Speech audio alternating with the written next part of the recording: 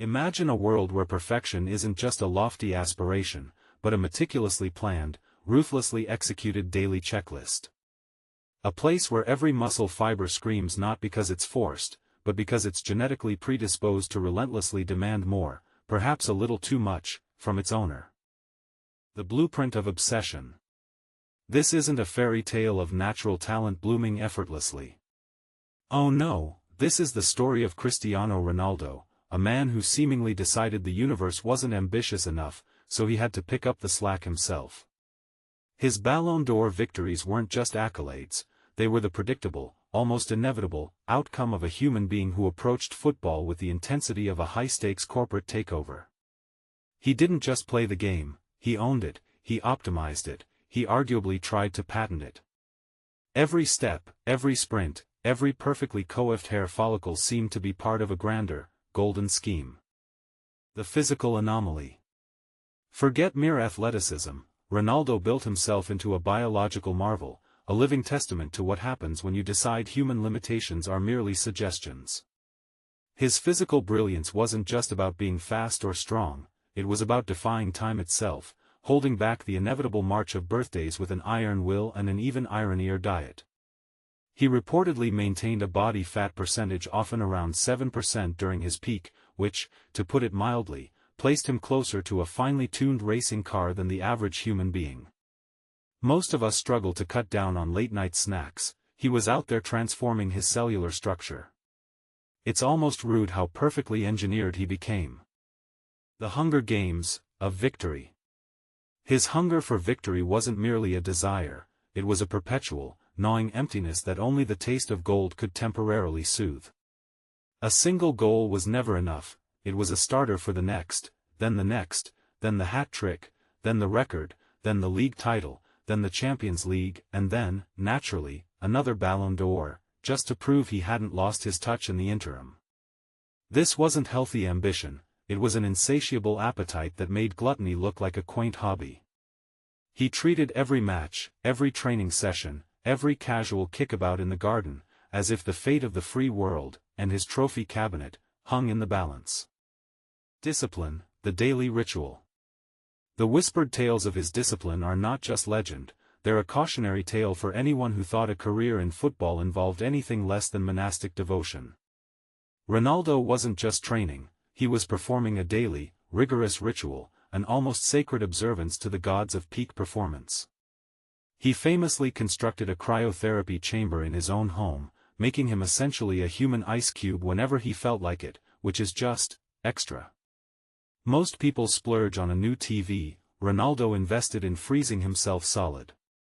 It wasn't just about recovering faster, it was about broadcasting to the universe, I will out-prepare you, even if it means turning myself into a human popsicle. Ambition beyond reason.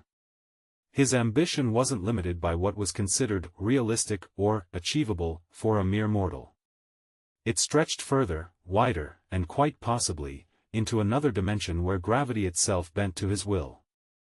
When he joined Real Madrid, it wasn't just a transfer, it was a declarative statement, I am here to rewrite the history books, and anyone who gets in my way is merely a historical footnote.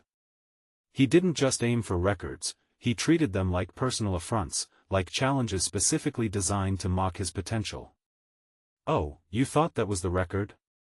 Hold my golden boots. His career became a relentless assault on statistical boundaries, all fueled by an ego that was, shall we say, comfortably well-fed. Decisive moments, the clutch factor. And when the pressure mounted, when the stadium lights glared brightest, when the stakes were so high they could cause vertigo, that's precisely when Ronaldo decided it was showtime. His goals and decisive moments didn't just define seasons, they carved them into existence, shaping narratives with the precision of a master sculptor wielding a very expensive hammer. He had a preternatural ability to transform impossible situations into personal highlights reels, a knack for making match-winning interventions look as routine as tying his shoelaces. It was almost as if he thrived on the collective anxiety of millions, converting it into pure, unadulterated goal-scoring fuel. Leadership by example, and a little yelling. Now, his leadership wasn't always delivered with a soothing pat on the back. Sometimes, it came with a pointed finger, a thunderous glare, or a passionate, bordering on frantic, exhortation to wake up. But it was leadership nonetheless, a relentless demand for the same exacting standards he held for himself. His professionalism wasn't just about showing up on time, it was about showing up perfect, every single day, radiating an aura of unwavering commitment that shamed lesser mortals into trying a little harder. Teammates often recounted his relentless focus on even the most trivial training drills, treating a simple passing exercise like the Champions League final, much to their exasperation.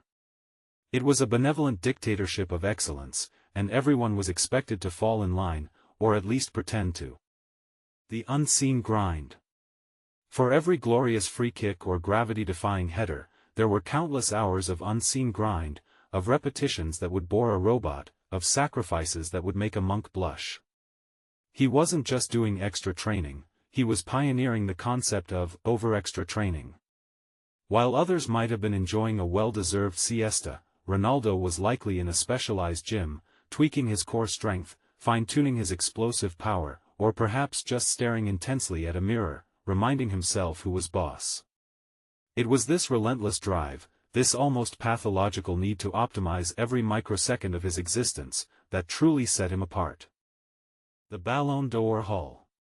So, when the gilded sphere was presented, not once, not twice, but multiple times, it wasn't a surprise. It was simply the universe acknowledging what Ronaldo had already declared through sheer force of will: he was the best, because he willed himself to be the best, through sheer, unadulterated, unyielding willpower. Each Ballon d'Or wasn't just a trophy, it was a physical manifestation of years of domination, a gleaming testament to a man who truly understood the art of showing up and absolutely crushing it, repeatedly, until there were no more records left to break, only his own shadow to chase. The Ronaldo paradox.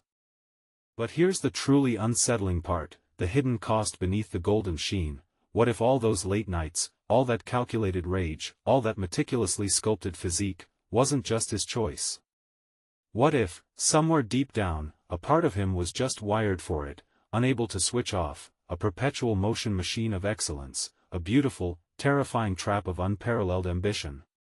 He wasn't just playing football, he was executing a pre-programmed, personal mission, and everyone else was just an obstacle in his meticulously plotted golden conquest, leaving us to wonder if his genius was a blessing or an inescapable, relentless burden.